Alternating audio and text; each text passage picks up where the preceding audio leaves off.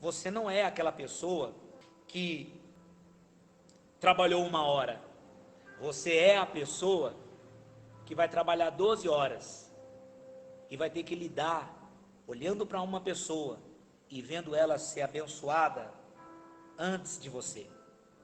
Todos nós que pertencemos a Deus, em algum momento seremos testados quando a gente vê o favor na vida do outro, porque nada incomoda mais você achar que merece e ver o outro receber graça. Nada vai testar mais a sua espiritualidade. Por isso que eu falei que Deus quer nos transformar. Por isso que eu estava falando sobre transformação. Por quê? Porque uma pessoa que é igual a Cristo, ela entende. E ela, presta atenção, gente, encontrar alguém para chorar com você não é difícil. A Bíblia diz: chorai com aqueles que choram. Não é difícil. Agora, é difícil demais encontrar alguém que se alegre com você. Isso é o desafio. Porque tem poucas pessoas que vão se alegrar quando vê você verdadeiramente sendo abençoado por Deus. Porque tem gente que está dentro da igreja, tem gente que faz parte do corpo de Cristo, que não amadureceu. E essas pessoas imaturas, esses crentes imaturos, eles não vão tolerar vendo você receber graça. O que a Reino Church é na nossa vida? A Reino Church é a graça de Deus sobre nós. Mas as pessoas que estão na nossa frente, que já estão no caminho há muito tempo, o que eles acham? Que nós não merecemos a Reino Church. E eles são pessoas imaturas. Porque todo ser humano, toda pessoa que é de Deus, mais cedo ou mais tarde, em algum momento, vai ser testado a sua espiritualidade. E no momento que você vê uma pessoa ser abençoada mais do que você, aí que está a prova, porque é nessa hora que você vai realmente mostrar se você se parece com Cristo ou não se parece com Cristo. Porque se você se parece com Cristo, você entende e vê, ele está recebendo graça. Agora, se você se incomoda quando uma pessoa está sendo abençoada na sua frente, isso é sinal de que você não está preparado para ser arrebatado. E se Jesus viesse para arrebatar a igreja dele hoje, você ia passar pela grande tribulação. Como que você fica quando você percebe que alguém está recebendo graça na sua vida? Porque ou você tem razão ou você tem graça. No caso do casal, o que o casal precisa fazer? Os dois têm razão. Eu tenho razão, minha esposa tem razão. Se um dos dois não deixar a razão, não recebe graça. Então um dos dois vai ter que abrir mão da razão para receber a graça. Não dá para você ter graça e razão ao mesmo tempo. Ou você tem razão, ou você tem graça. Não dá. Então se a pior coisa na vida de um casamento é os dois terem razão. A mulher tem razão, o marido tem razão. Eu não quero ter razão, irmãos. Eu quero ter graça. E para ter graça, eu preciso abrir mão da minha razão. Porque em algum momento da sua vida, você vai ter que lidar com a graça de Deus na vida de outro. Como que você se comporta? Eu vou mostrar para você aqui uma pessoa que não conseguiu. Ela era de Deus, ela não era madura, e no momento que ela viu outra pessoa sendo abençoada no lugar dela, ela não conseguiu lidar com isso, e ela teve dificuldades, e ela perdeu tudo que Deus tinha para ela. Vou mostrar isso para vocês aqui. Primeiro Samuel, vai lá, Luiz, primeira carta de Samuel, capítulo 16. Primeira carta de Samuel, capítulo 16. Leia o versículo 14 até o versículo 22. Lê devagar, lê com calma, vamos entender. E o Espírito do Senhor se retirou de Saul e atormentava um espírito mau da parte do Senhor. Então os criados de Saul lhe disseram: eis que agora o espírito mau da parte de Deus te atormenta. Diga, pois, nosso Senhor a seus servos, que estão na tua presença, que busquem um homem que saiba tocar harpa. E será que quando o espírito mau da parte do Senhor vier sobre ti, então ele tocará com a sua mão e te acharás melhor. Então disse Saul aos seus servos: buscai-me, pois um homem que toque bem, e trazei-me. Então respondeu um dos moços e disse: Eis que tenho visto a um filho de Jessé, o belemita, que sabe tocar, e é valente, e vigoroso, e homem de guerra, e prudente em palavras, e de gentil presença, e o Senhor é com ele. E Saul enviou mensageiros a Jessé, dizendo: Envia-me Davi, teu filho, que está com as ovelhas. Então tomou Jessé um jumento carregado de pão e um odre de vinho e um cabrito, e enviou-os a Saul pela mão de Davi, seu filho.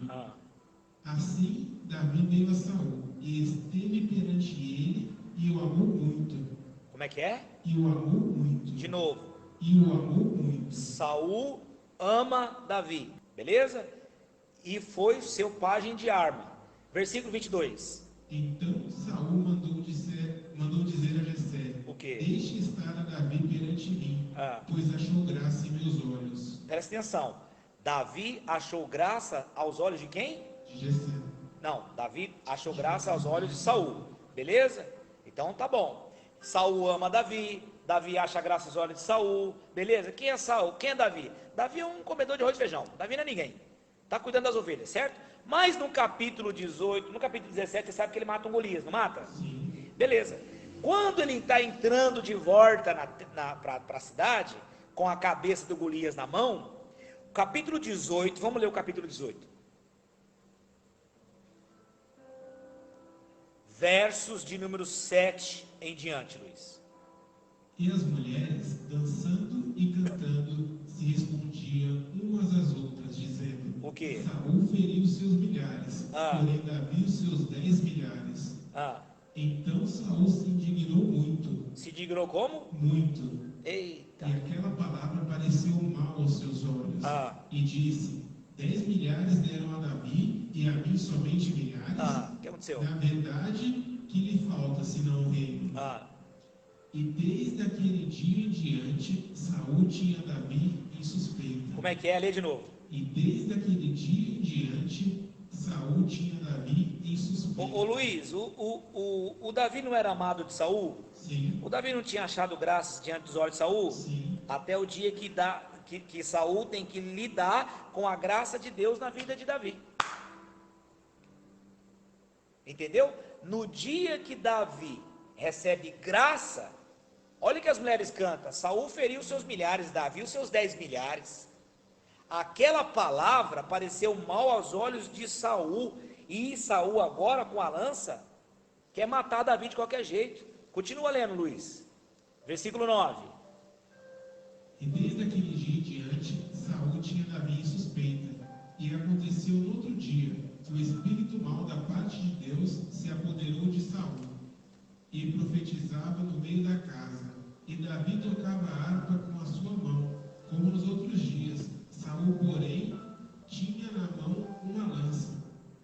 E Saul atirou a lança, dizendo: Vai lá. Encravarei a Davi na parede. Porém Davi se desviou dele por 2 vezes. E temia Saul a Davi, porque o Senhor era com ele e tinha retirado de Saul. Ô Luiz, é impossível ter graça de Deus e ser amado por todos ao mesmo tempo. Vou falar de novo: é impossível você ter a graça de Deus e ser amado por todos ao mesmo tempo. É nessa hora que Deus vai separar o joio do trigo. É nessa hora que Deus sabe quem é os vencedores e quem é os imaturos. Porque uma pessoa imatura, ela não consegue olhar para o outro e ver o outro recebendo graça, porque na cabeça dela não merece. Porque tem gente que olha para nós e fala assim: não merece estar lá, não era para estar lá. Mas a gente não está no altar porque a gente merece. Eu, o Oswaldo, não estamos no altar porque a gente merece. A gente está porque a gente recebeu graça. Agora os imaturos, eles não conseguem lidar com essa questão de graça. Então mais cedo ou mais tarde, você que está me ouvindo, você vai ter que aprender a lidar. Eu quero saber como que você vai reagir no momento que você enxergar a graça de Deus, o favor de Deus na vida de outra pessoa. Porque naquele momento vai ficar claro para o mundo espiritual se você é um vencedor ou se você é um imaturo. Porque o imaturo não consegue lidar com a graça de Deus na vida de outra pessoa. Então presta atenção, lembra quando Sara percebeu que Ismael crescia mais do que o filho dela? O que ela falou para Abraão? Deita fora essa escrava com seu filho, porque não vai herdar com meu filho. Ismael não fez nada, mas Sara não tolerava ver o crescimento.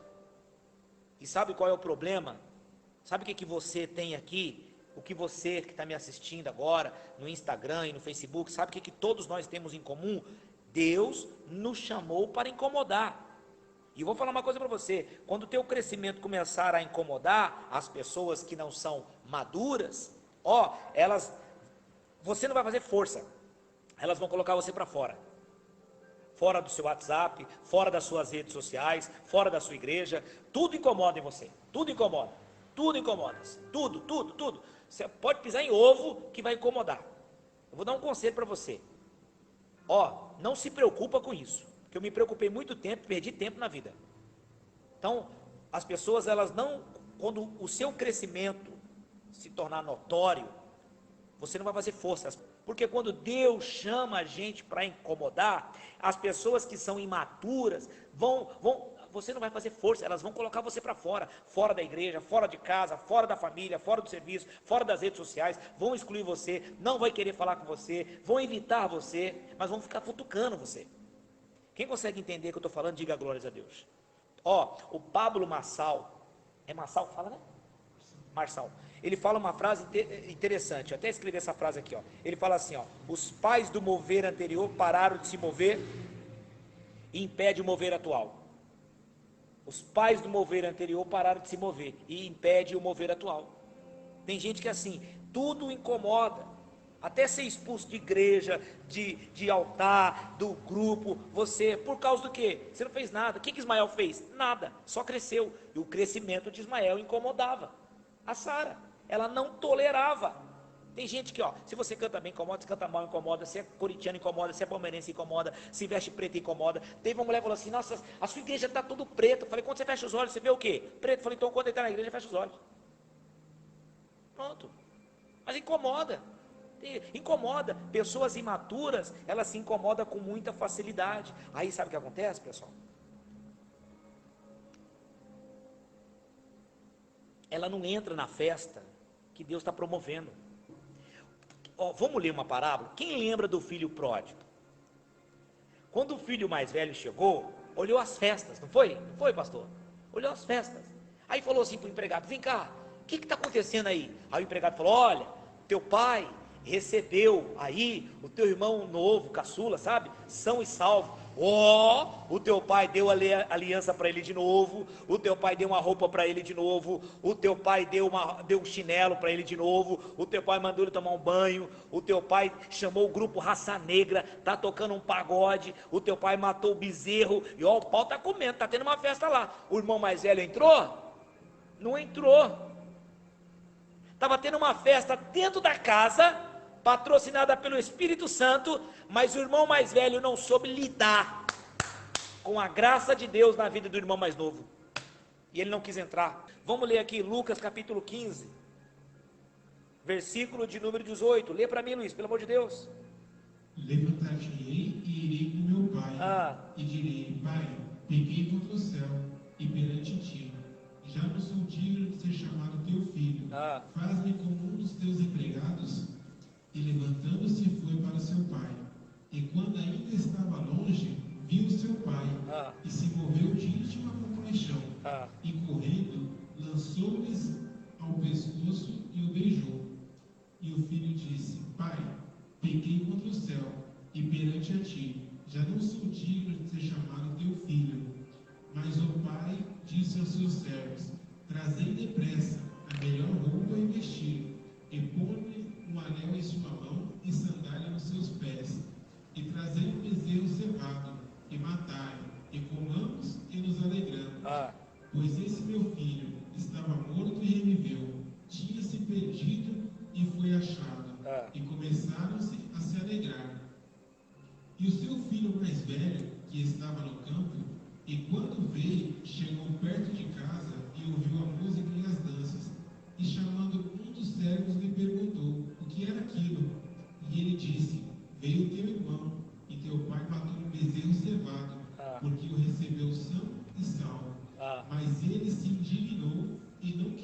Olha aí, ele não quis entrar, tá vendo?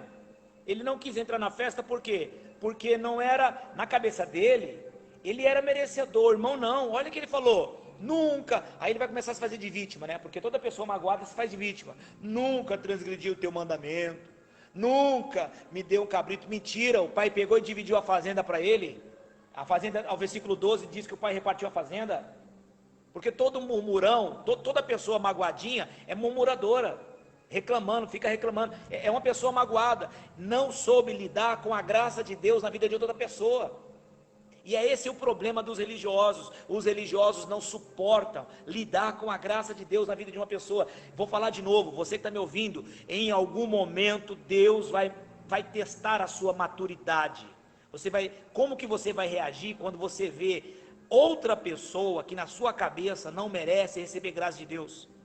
Porque isso aconteceu, a Montenegro, vocês conhecem aquela atriz da Globo, a Fernanda Montenegro?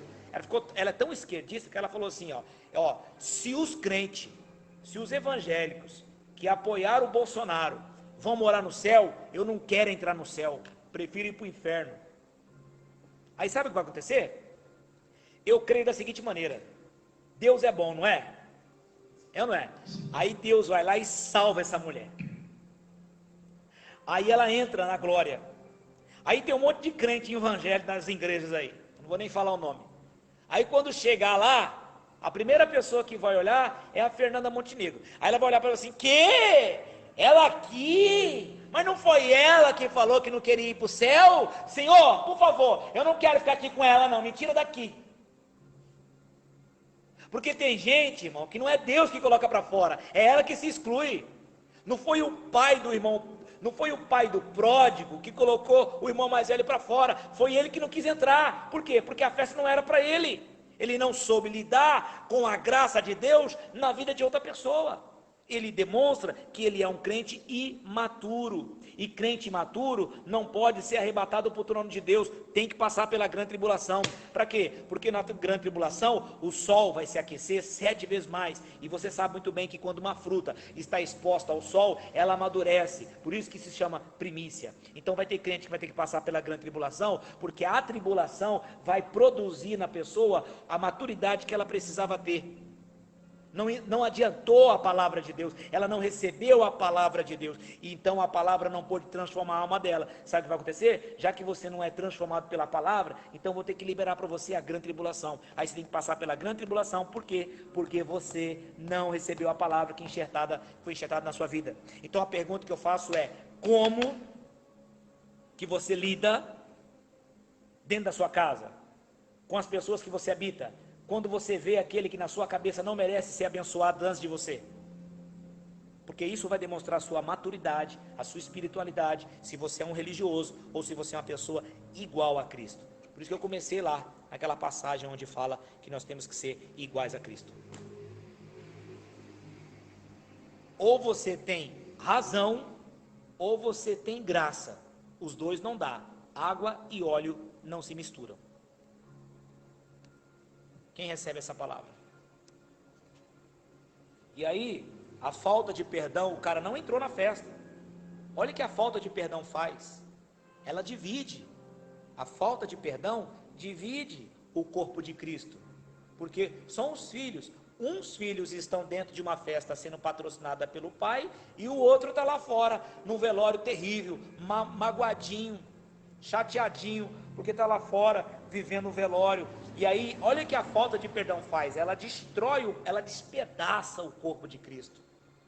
Deixa eu falar uma coisa para vocês, irmãos, é muito forte o que eu vou falar, mas Deus criou a igreja, o diabo inventou as denominações, porque são as denominações que dividem, que despedaçam o corpo de Cristo.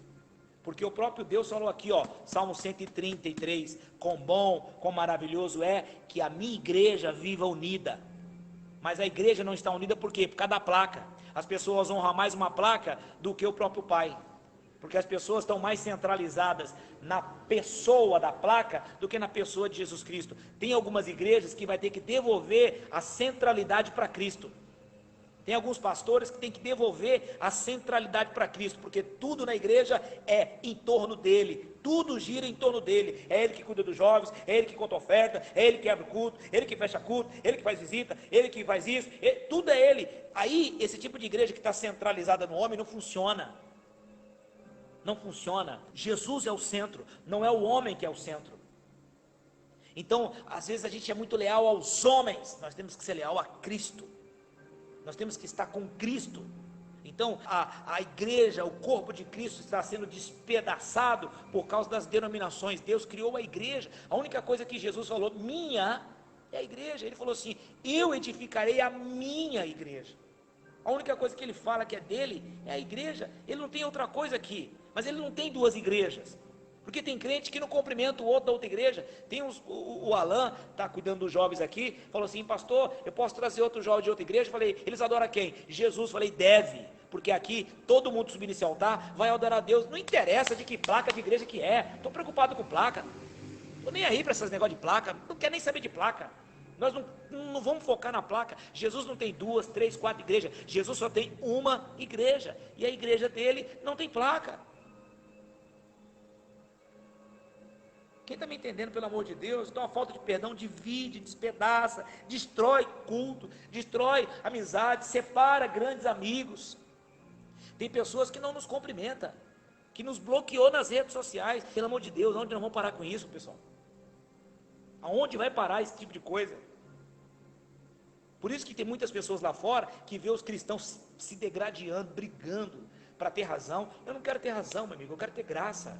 Eu não quero brigar, somos livres. Eu espero que o Senhor fale com você mais. Eu espero que você não se prenda a um jugo desigual, não se aceite ser manipulado. Em algum momento você vai ter que lidar com a graça de Deus na vida de outra pessoa. Como que você vai agir? Porque você encontra pessoas que choram com você, mas não encontra pessoas que vai sorrir com você, que vai se alegrar. Nós que estamos vivendo um tempo novo de Deus, nós temos que pedir que o Espírito Santo de Deus derrame sobre nós um único só desejo. Eu quero ver Jesus. Eu só quero ver Jesus. Foi aquela música que nós cantamos aqui agora. Eu quero ver Jesus. Eu quero ver Jesus. Eu quero ter minha mente aberta, porque eu quero ver Jesus. Você quer ver Jesus? Você quer ver Jesus? Porque quanto mais você vê Jesus, mais transformado a imagem dele você se torna. E vão olhar para você e não vão ver religiosidade nenhuma, vão olhar para você e vão ver a graça de Deus na sua vida. Quanto mais transformado, mais parecido com Cristo. Quanto mais parecido com Cristo, mais galardão. E quanto mais galardão, maior é a sua recompensa, e você vai reinar com Jesus. Se vier a tribulação, pode chegar. Eu não estou preocupado com o que está acontecendo no Oriente Médio. Em setembro, nós alunos do pastor Eduardo, da escola do Reino Clube, nós vamos em Israel. Eu não estou preocupado com o problema no Oriente Médio. Eu não estou preocupado. Eu só estou preocupado com uma coisa. O que eu quero é ver Jesus. O que eu quero é ser transformado. Por quê? Porque eu quero ser arrebatado, irmãos. Esse é o meu objetivo. Eu não quero ficar aqui para grande tribulação. Eu quero ser arrebatado. Então, para mim ser arrebatado, eu preciso ser parecido com Cristo. E para que eu possa ser parecido com Cristo, eu tenho que receber a palavra que está sendo enxertada. E qual é a palavra que Deus quer enxertar em nós nessa hora? Nós temos que entender que Deus, antes de dar um novo vinho para você, Ele tem que transformar o odre. Você é um odre. Deus quer transformar você. Porque quando Deus transforma você por dentro, você está preparado para receber o vinho novo. Deus não pode dar um novo num vinho odre velho. Deus não pode dar um vinho novo num odre velho, porque se Deus dá um vinho novo no odre velho, vai estragar o vinho, vai romper o odre, então vai acabar com tudo. Sabe o que Deus está querendo fazer? Quando Deus quer fazer alguma coisa, Ele sempre vai falar muito tempo antes, para que você se prepare. O que eu quero passar para vocês hoje, gente? Hoje nós estamos vivendo um tempo novo. Deus quer nos renovar. Deus quer falar bem antes, para preparar você para algo novo que Ele está derramando. Nós estamos vivendo a era da graça, e essa é a palavra, a graça de Deus. Você vai ter que aprender a lidar com ela na vida das pessoas. Que o Espírito Santo fale mais com você, que você seja maduro, para quando lidar com isso, você poder se alegrar com aqueles que se alegram. Beleza? Posso orar por você? Luiz, aumente isso aí. Deixa eu orar por você. Pai, em nome de Jesus, obrigado por esta palavra. Obrigado por esse culto. Obrigado por ter pessoas aqui nas redes sociais, no Instagram e no Facebook. Obrigado, papai, por esse culto maravilhoso. Pai, eu abençoo todos que estão orando comigo agora. Eu abençoo essa pessoa, Pai, que venha sobre nós o reino, que venha sobre nós a tua graça. Ajuda-nos a ver Jesus, ajuda-nos a enxergar Jesus, ajuda-nos a contemplar Jesus, ajuda-nos a olhar para Jesus, ajuda-nos a ver Jesus, Pai. O que nós mais desejamos é ver Jesus, o que nós mais queremos é ver Jesus, o que nós mais ansiamos é ver Jesus. Pai, em nome de Jesus, oro por aqui, cada pessoa que está aqui nessa live, pessoas que têm problemas com vício, vício de drogas, vício do alcoolismo, vício do tabaco, tabagismo. Senhor, em nome de Jesus, Pai, toca no corpo, na carne dessa pessoa, toca na alma dela, toca, Senhor, transforma essa mente, transforma esse sentimento, transforma essa vontade, Senhor, de maneira que esse espírito que seduz essa pessoa, Senhor, não venha ter força lá, que ele perca a força, que ele perca a influência, que ele perca, Senhor, o domínio sobre a alma dessa pessoa, sobre a mente, sobre a vontade, sobre os sentimentos, Senhor. Senhor, que o Senhor toque de maneira que essa pessoa seja curada agora, liberta agora. Talvez ela não esteja aqui orando, Senhor, é alguém que está orando por ela, alguém que é dependente das drogas, da nicotina, do tabagismo, seja lá qual for o vício, pornografia, seja qual for o vício, Senhor, que o Senhor traga cura, porque eu como igreja, Senhor, eu uso a autoridade, eu clamo o seu poder, meu Pai, em nome de Jesus, em favor dessa casa, dessa mulher, desse homem, dessa família, dessa pessoa que está orando com o coração aberto, que está recebendo, Senhor, essa oração como se eu estivesse na casa dela, de frente com ela, colocando a mão na cabeça dela. Então eu oro para que aí, Senhor, aonde minha voz chegue também a tua graça, o teu poder, e traga cura, libertação, transformação para essa casa, transformação para essa família. Seja amarrado todo espírito, seja repreendido, quebrado a força desse mal e arrancado desse lar esse mal. Pai, abençoe essa casa, Pai, que essas pessoas possam abrir mão da razão, porque quando eu abro mão da razão, eu recebo a graça, e a graça é tudo dado por nada, para aquele que nada merece. Eu abençoo quem ora comigo, no nome de Jesus, que a paz do Senhor esteja sobre essa casa, sobre quem ora, sobre quem está sendo apresentado através de oração, em nome de Jesus, e amém. Amém, igreja. Glória a Deus, louvado seja o Senhor por isso.